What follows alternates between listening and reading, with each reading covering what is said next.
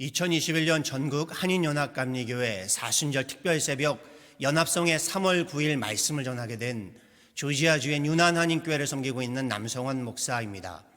오늘 이 새벽에 함께 묵상할 본문 말씀은요, 이사야서 47장 1절에서 11절까지의 말씀입니다. 제가 봉독해 드리겠습니다. 처녀딸 바벨론이여, 내려와서 티끌에 앉으라. 딸 갈대하여, 보좌가 없어졌으니 땅에 앉으라. 내가 다시는 곱고 아리답다 일컬음을 받지 못할 것임이라. 맷돌을 가지고 가루를 갈고 너울을 벗으며 치마를 걷어 다리를 드러내고 강을 건너라. 내 속살이 드러나고 내 부끄러운 것이 보일 것이라. 내가 보복하되 사람을 아끼지 아니하리라. 우리의 구원자는 그의 이름이 만군의 여호와 이스라엘의 거룩한 이시니라. 딸 갈대하여 잠잠히 앉으라. 흑암으로 들어가라. 내가 다시는 여러 왕국의 여주인이라 일컬음을 받지 못하리라. 전에 내가 내 백성에게 노하여 내 기업을 욕되게 하여 그들을 내 손에 넘겨주었거늘 내가 그들을 긍휼히 여기지 아니하고 늙은이에게 내 멍에를 심히 무겁게 메우며 말하기를 내가 영영이 여주인이 되리라 하고 이 일을 내 마음에 두지도 아니하며 그들의 종말도 생각하지 아니하였도다. 그러므로 사치하고 평안히 지내며 마음에 이르기를 나뿐이라 나 외에 다른 이가 없도다. 나는 과부로 지내지도 아니하며 자녀를 잃어버리는 일도 모르리라 하는 자여, 너는 이제 들을지어다. 한날에 갑자기 자녀를 잃으며 과부가 되는 이 두 가지 일이 내게 임할 것이라. 내가 무수한 주술과 많은 주문을 빌릴지라도 이 일이 온전히 내게 임하리라. 내가 내 악을 의지하고 스스로 이르기를 나를 보는 자가 없다 하나니 내 지혜와 내 지식이 너를 유혹하였음이라. 내 마음에 이르기를 나뿐이라 나 외에 다른 이가 없다 하였으므로 재앙이 내게 임하리라. 그러나 내가 그 근원을 알지 못할 것이며 손해가 내게 이르리라. 그러나 이를 물리칠 능력이 없을 것이며 파멸이 호련히 내게 임하리라. 그러나 내가 알지 못할 것이니라. 아멘. 제가 모셨던 목사님 글에서요, 도반이란 말은 주로 불교에서 사용하는 단어이지만 깨달음을 목적으로 함께 길을 걷는 벗을 의미하고요, 나가 도를 함께 수행하는 자들을 칭하는 말이다라고 했습니다. 우리는 예수의 도를, 주님의 길을 함께 가는 사람들입니다. 지금의 팬데믹 시대를 함께 겪으면서요, 사순절기의 이 40일을 여러 교회들과 성도분들과 함께 연합성회로 주님의 길을 함께 걷고 주님의 도를 함께 행함이 참으로 감사하고 좋습니다. 오늘의 본문 말씀 함께 살펴보겠습니다. 먼저 이사야서는요, 총 66장으로요 신구약 성경의 66권을 압축하고 있음을 앞서 목사님들께서 전해 주셨습니다. 구약 39권과도 같이요, 이사야서의 전반부 39장까지는 이스라엘의 과거의 죄악과 심판에 대한 이야기가 주를 이루고 있고요, 신약 27권과 같이 이후의 27장은 이방 나라들의 심판과 미래의 이스라엘의 회복과 메시아의 오심, 그리고 도래할 하나님 나라의 영광에 대한 소망의 메시지를 전하고 있다라고 했습니다. 역사적으로도요, 이사야서는 세 개의 시대로 구분되어진다라고 했습니다. 1장에서부터 39장까지는요 기원전 8세기의 역사를, 40장부터 55장까지는 기원전 6세기 바벨론 포로기의 역사를, 56장부터 마지막 66장까지는요 포로기 이후의 역사를 기록하고 있다라고 해서 제1이사야, 제2이사야, 제3이사야로 구분되어진다라고 하였습니다. 함께 봉독한 이사야 47장은요 제2이사야에 해당되는 이사야의 후반부의 바벨론 포로기 시기로요, 이스라엘은 예루살렘이 바벨론에 함락되고요, 나라와 민족은 바벨론 제국의 포로가 되어버린 암흑기의 때입니다. 반면에 바벨론 제국은 영화를 누리며 형통할 때에 이사야 선지자를 통해 선포하시는 하나님의 말씀입니다. 본문에서 이사야 선지자가 전하는 말씀이 놀랍습니다. 주변 국가들을 점령하고요, 이집트 제국과 아수르 제국까지 무너뜨리고 승승장구하면서 세계를 주름잡고 형통을 누리던 바벨론 제국을 열방의 여왕으로 비유하면서요, 건재한 그 바벨론 제국이 패망하고 멸망하게 될 것을 예언하고 선포하고 있기 때문입니다. 1절 말씀 함께 보시죠. 처녀딸 바벨론이요 내려와서 티끌에 앉으라. 딸 갈대하여 보좌가 없어졌으니 땅에 앉으라. 내가 다시는 곱고 아리따다 일컬음을 받지 못할 것이라. 5절의 말씀도 동일합니다. 딸 갈대하여 잠잠히 앉으라. 흑암으로 들어가라. 내가 다시는 여러 왕국의 여주인이라 일컬음을 받지 못하리라. 여왕의 보좌가 없어지리니 보좌에서 내려와 티끌에 땅에 앉으랍니다. 다시는 여왕의 그 곱고 아리따움을 보지 못할 것이요 바벨론 역시 흑암에 들어가 잠잠히 앉게 될 것이다 라고 말씀하십니다. 2절과 3절 말씀도 보시죠. 맷돌을 가지고 가루를 갈고 너울을 벗으며 치마를 걷어 다리를 드러내고 강을 건너라. 내 속살이 드러나고 내 부끄러운 것이 보일 것이라.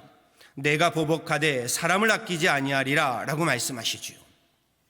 여왕, 공주의 신분에서요 노예의 신분이 되어 맷돌을 갈게 될 것이랍니다. 치마를 걷어붙이고 강을 건너 도주하는 도망자 신분이 될 것이랍니다. 속살이 드러나는 수치와 부끄러움을 당하게 될 것이랍니다. 무섭도록 바벨론을 보복하시는데 하나님께서 사람을 아끼지 아니하고 심판하시겠다라고 하십니다. 그리고 4절에 이르러서는요 이 모든 역사를 주관하는 분이 누구이신지를 전하시지요. 우리의 구원자는 그의 이름이 만군의 여호와 이스라엘의 거룩한 이시니라. 역사는요 바벨론이 붙잡고 자랑하며 의지하고 있는 제국의 힘, 세상의 힘에 의해 돌아가는 것이 아니라 하나님의 주권하에, 하나님의 섭리하에 있음을 선포하는 이사야 선지자입니다. 바벨론 식민지 신분으로요 제국을 향해 핍박과 박해는 물론 죽음까지도 감수하면서 하나님 심판의 메시지를 전하는 이사야 선지자의 담대한 믿음이요 그의 신앙이 큰 도전이 됩니다. 그렇다면 바벨론의 문제가 무엇인가요? 왜 하나님이 바벨론을 심판하시고 진노하시는 것인가요? 단지 이방 민족이기 때문이 아닙니다. 하나님은요 바벨론의 죄악들을 본문에서 말씀하시지요. 먼저 6절에요 하나님께서 이스라엘의 죄악을 심판하시고자 이방 민족인 바벨론을 들어 사용하셨다, 역사하셨다라고 전하시지요. 그런데 세상에 힘을 좀 갖게 되자 바벨론이 사람을 긍휼히 여기지 않으면서요 심히 무거운 멍에를 메우고 압제하며 학대하였다라고 말씀하십니다. 긍휼함, 곧 사람에 대한 인애의 문제를 말씀하고 계신 겁니다.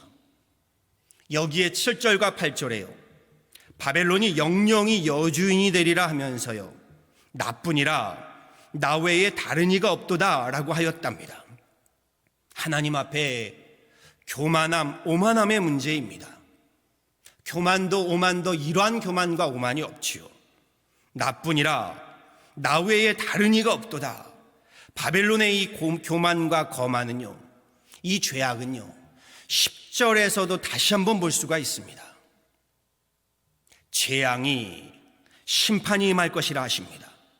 하늘의 재앙, 하나님의 심판이 임할 것이니 9절에서요 무수한 주술과 주문을 빌릴지라도 소용없고요 10절에서는 내 지혜와 내 지식으로도 소용없고요 11절에서는요 재앙을 물리칠 능력이 없을 것이며 바벨론이 알지 못하도록 호련히 갑작스레 심판이 임할 것이다 라고 말씀하십니다. 무수한 주술과 주문, 무엇을 말씀하시나요? 저들이 하나님을 경시하고 무시하며 종교적 우상의 능력을 이야기하지요. 그 무용지물이 될 것이다 라고 말씀하십니다.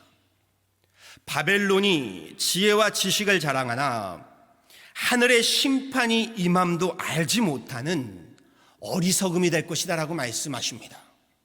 하나님의 진노 앞에 재물과 군사의 제국의 힘, 세상의 힘이 무용지물이 될 것을 말씀하고 계십니다. 우리 건강의 힘을요, 체력이라고 말하지요. 지혜의 힘을 지력, 지식의 힘을 학력, 돈의 힘은 재력, 정치의 힘은 권력, 나라의 힘은 국력, 이러한 힘들을 실력 또는 능력 이렇게 말합니다. 여기에 해당되는 공통적인 개념이요, 힘의 논리이지요. 믿음도 이 힘의 논리를 적용해서요, 우리 영적인 능력을 영력이라고 말하곤 합니다. 한자성어로요, 재력과 권력, 권위와 권세를 갖추고 호화로운 영화를 누리는 것을 부귀영화라고 말합니다. 바벨론 제국이 누리던 부귀영화의 형통함이요, 죄는 아닙니다.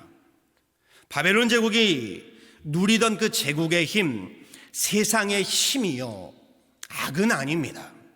문제는 부귀영화의 세상 힘을 좀 갖게 되고요, 형통하게 되면서 교만하고 오만해지는 죄악의 문제인 겁니다. 하나님께서 바벨론에게 허락하신 부귀영화의 형통함으로요, 하나님을 경외하고 사람을 사랑하라 라고 하셨더니 그 형통함으로 도리어 하나님 자리에 앉아서요, 나 외에는 다른 이가 없도다 하며 사람을 압제하고요, 학대하며 부패한 저들의 교만함, 오만함이 문제인 겁니다. 잠언은요, 하나님을 경외함이 지혜의 근본이라고 전합니다. 여호와를 경외함이 지식의 근본이라고 전합니다. 그런데 되레 그 지식과 지혜로요, 하나님 부인하고 부정하는 저들의 거만함의 문제인 겁니다. 신앙도 동일합니다. 성경의 인물들 가운데는요, 처음에는 겸손하게 하나님의 부르심에 순종하다가 승승장구하게 되면서요, 힘을요, 곧 영력을 갖게 되고 권세를 좀 갖게 되면서요, 교만함과 오만함에 빠져 도리어 하나님 심판에 이르게 된 인생들이 제법 많이 등장합니다. 저들의 탁월함, 저들의 형통함이 도리어 교만과 오만을 불러오게 된 것이지요. 바벨론도 제국의 힘을 좀 갖게 되니요, 하나님을 경외할 줄 몰랐던 겁니다. 하나님을 경외할 줄 모르게 되니요, 사람 귀한 줄도 모르게 되었습니다.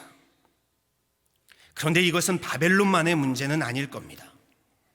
바벨론에 앞서서요, 이스라엘도 가나안 땅에 이르러 형통함을 누리다가요, 그 형통함으로 교만해지면서요, 하나님 심판에 이르게 되었던 것이지요.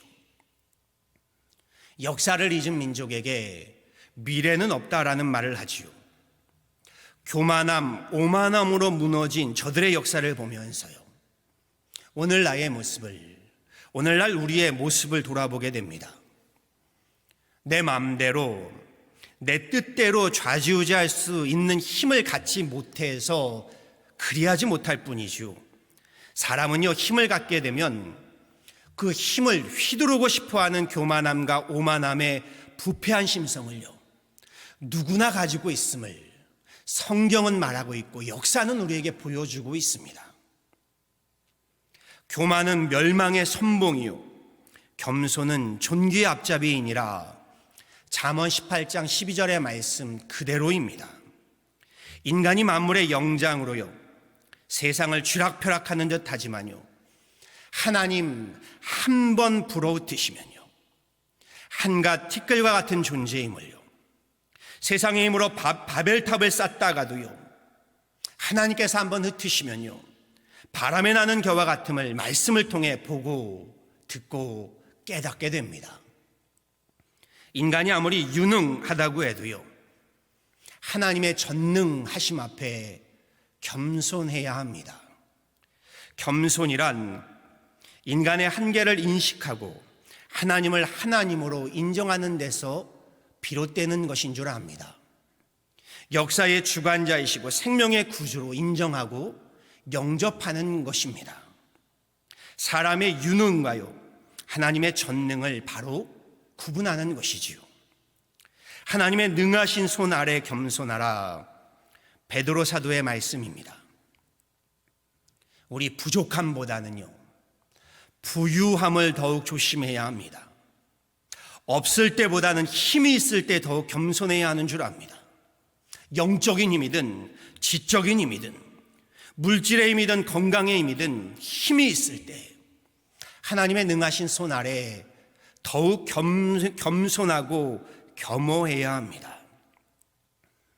오늘 말씀에서요, 이사야 선지자는 겸손이란 무엇인지를 분명하게 전하고 있습니다. 4절과 5절의 말씀이지요. 우리의 구원자는 그의 이름이 만군의 여호와 이스라엘의 거룩한 이시니라. 딸 갈대하여 잠잠히 앉으라. 제국의 힘에요, 세상의 힘 앞에 조아리는 것이 겸손이 아닙니다. 사람 앞에 엎드리는 것이 겸손이 아닙니다. 겸손은요, 하나님 앞에 잠잠히 엎드림입니다. 하나님 앞에 잠잠히 순종하며 하나님을 경외하고 사람을 사랑함, 이것이 겸손임을 저는 오늘 말씀에서 다시금 깨닫게 됩니다. 지금의 팬데믹 시대와 같이요, 혼돈과 공허와 흑암의 시기도 없는 줄 압니다. 코로나 바이러스를 두고서요, 하나님의 심판이요 하나님의 진노다 라고 우리 단죄하며 외치는 것은요, 하나님 자리에 앉아 정죄하고 심판하는 교만이고 오만인 줄 압니다. 또 반면에요, 지금의 팬데믹에도 세상 힘을 믿고요, 하나님 앞에 우리 잠잠히 엎드리지 못한다면요, 그것만큼의 오만과 거만도 없는 줄 압니다. 기쁨의 언덕으로 말씀 묵상 제목이요, 내 앞에 잠잠하라입니다. 욥의 고백이 생각났습니다. 잘 알지도 못하면서 감히 주님의 뜻을 흐려놓으려 한 자가 바로 저입니다. 깨닫지도 못하면서 함부로 말을 하였습니다. 욥의 고백입니다. 하나님 앞에 잠잠히 앉으라. 저는 이 말씀에서요, 이사야 선지자의 믿음을 볼 수 있었습니다. 하나님 말씀을 전하며 선포할 때에도요, 바벨론의 식민지하에 이사야의 삶은 피폐하고 곤고하고 답답했을 것이 분명합니다. 위협과 핍박과 협박도 받았을 겁니다. 나라가 무너졌고요, 가정과 기업이 황폐해진 식민지 현실의 문제도 아직 해결된 것이 아닙니다. 세상 힘 믿고요, 하나님 경시하고 사람을 짓밟는 바벨론 제국이 큰 소리치고 있는 상황입니다. 그처럼 혼돈과 공허와 흑암의 상황 속에서도요, 이사야 선지자는 하나님 앞에 잠잠하라 라고 명합니다. 아직은 보이지 않고요, 손에 잡히는 것 없는 상황이었지만 현실의 고난과 역경을 버텨내면서요, 잠잠히 하나님을 신뢰하는 이 믿음이 이사야에게는 있었다라는 겁니다. 결국 하나님께서 다시금 이스라엘을 일으켜 세우시고요, 예루살렘 성전 가운데 거하시며 영광을 드러내실 그날이 올 것임을요, 이사야는 굳게 믿고 있었다라는 겁니다. 하나님 앞에 잠잠하라. 이사야 선지자의 믿음에서요, 팬데믹 시대를 살아가는 오늘 우리에게 이러한 믿음이요, 이러한 겸손이요, 절실함을 깨닫습니다. 지금의 혼돈과 공허와 흑암이 아직은 언제 끝날지 모르는 앞이 보이지 않는 팬데믹 상황이지만요, 잠잠히 하나님을 바라고 신뢰하는 것, 지금의 사순절기에 우리에게 절실한 믿음의 겸손함인 줄 압니다. 우리의 구원자는 만군의 여호와 거룩한 이시니라. 하나님 앞에 잠잠하라. 오늘도 성경의 이 말씀 붙들고서요, 만군의 여호와 하나님 앞에 잠잠히 엎드려 경외함으로요, 하나님 앞에 겸손함으로요, 승리하는 귀한 사순절기 되시기를요, 우리 구주 예수 그리스도의 이름으로 간절히 축원합니다. 아멘.